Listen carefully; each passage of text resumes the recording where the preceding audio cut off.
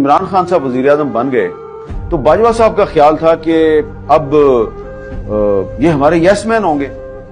تو میں نے جب عمران خان صاحب وزیر اعظم بن گئے تو میں نے ایک کالم لکھا، عمران خان آپ کا یس مین نہیں ہوگا، اور وہ کالم بھی اس میں شامل ہے. آپ کو یاد ہوگا کہ جب عمران خان صاحب وزیر اعظم تھے تو وہ جنرل باجوہ صاحب کی بڑی تعریفیں کیا کرتے تھے. جب وہ ان کی تعریفیں کیا کرتے نا تو ہم اس وقت پھر دلی دل میں مسکرایا کرتے تھے، اور ببانگ دوہل اپنے ٹی وی پروگرام میں اپنے کالموں میں میں یہ کہا کرتا تھا کہ یہ بات چلے گی نہیں، کیونکہ باجوہ صاحب جو ہیں وہ عمران خان سے کچھ ایسے کام کروانا چاہتے تھے جو کہ عمران خان کرنا نہیں چاہتے تھے. اچھا، اب کام تو یہ بہت سے تھے، لیکن اس میں میں آپ کو 2 یا 3 چیزیں بتاؤں گا. ایک تو یہ کہ عمران خان صاحب کو یہ کہا گیا کہ آپ اسرائیل کو انگیج کریں، یہ 2019 کی بات. تو عمران خان صاحب جو ہیں ان کے پاس بہت سے لوگ گئے اور انہوں نے ان کو یہ مشورہ دیا کہ آپ اسرائیل کو انگیج کریں. اس کی وجہ کیا تھی؟ وجہ یہ تھی کہ باجوہ صاحب کا خیال تھا کہ جو فروری 2019 میں پاکستان اور انڈیا کے درمیان ایک جنگ کی صورتحال پیدا ہوئی اور ایک ٹینشن پیدا ہوئی، تو اس میں اسرائیل جو ہے وہ انڈیا کے ساتھ تھا. تو وہ ہمیں یہ کہتے تھے کہ جی ہم نے مفت میں انڈیا کو اسرائیل کی صورت میں ایک اتحادی دے دیا ہے، اور بہت سے عرب کنٹریز نے اسرائیل کو تسلیم کر لیا ہے، ہم تسلیم نہیں کرتے، تو پاکستان میں اس پہ ڈیبیٹ ہونی چاہیے اور اسرائیل کو انگیج کرنے کی ضرورت ہے. اچھا، اسرائیل کو بیک چینل سے کافی سالوں سے انگیج کیا گیا ہے، لیکن عمران خان صاحب پہ کچھ زیادہ ہی دباؤ تھا کہ آپ اسرائیل کو انگیج کریں.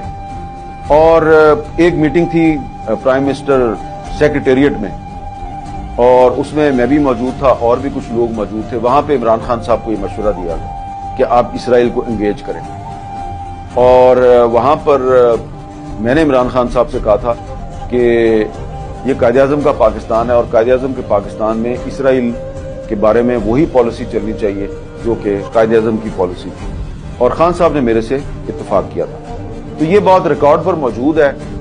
جب عمران خان وزیر اعظم تھے اس وقت میں نے یہ بات اپنے کالم میں لکھ دی تھی، اور بعد کے جو حالات و واقعات ہیں وہ کیا ہوئے وہ آپ کے سامنے ہیں. تو وہ جو ایک ہسٹری ہے اس کو میں نے اس کتاب میں ڈاکومنٹ کر دیا ہے. اور اس کتاب میں آپ کو یہ بھی پتا چلے گا کہ مارچ 2019 میں وہ پاکستان کا پہلا صحافی تھا جس نے دنیا کو یہ خبردار کیا کہ جسٹس قاضی فائز عیسیٰ کے خلاف کوئی سازش چل رہی ہے اور یہ سازش نہیں ہونی چاہیے. اور اس کے بعد پھر میں نے بار بار میں نے یہ خبردار کیا، 1 دفعہ نہیں، 2 دفعہ نہیں، 3-4 دفعہ میں نے کالم لکھ کے خبردار کیا کہ جو لوگ جسٹس قاضی فائز عیسیٰ کے خلاف ریفرنس دائر کرنا چاہتے ہیں وہ خود رسوا ہو جائیں گے. اور میں نے کالم لکھا تھا رسوائیوں سے ڈرتا ہوں، تو وہ بھی اس کتاب میں وہ کالم بھی موجود ہے. اور اس کے بعد پھر کیا کیا ہوا، کس طریقے سے جسٹس قاضی فائز عیسیٰ کے خلاف سازشیں کی گئی.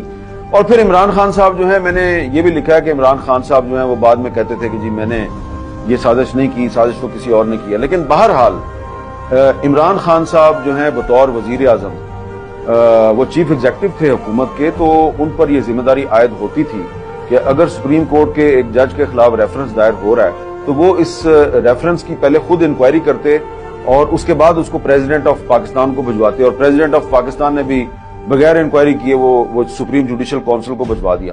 تو وہ جو سارے حالات و واقعات ہیں وہ بھی اس میں ڈاکومنٹ ہیں. پھر آپ کو اس میں یہ بھی پتا چلے گا کہ 5 اگست 2019 کو جو بھارت نے مقبوضہ کشمیر کی خصوصی حیثیت کو ختم کیا، اس کا اسپیشل سٹیٹس جو ہے اس کو ختم کیا، انڈین کانسٹیٹیوشن سے 370 اور 35A کو نکالا.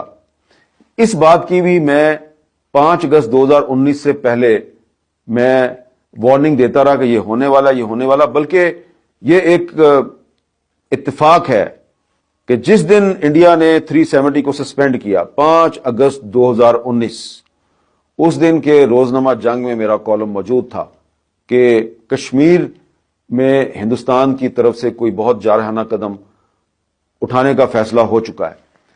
اس کی وجہ یہ تھی کہ ہمیں رائٹ لیفٹ سے پتا چل رہا تھا کہ کچھ ہونے والا ہے، لیکن جو ہمارے ارباب اختیار تھے ان کو پتہ نہیں تھا۔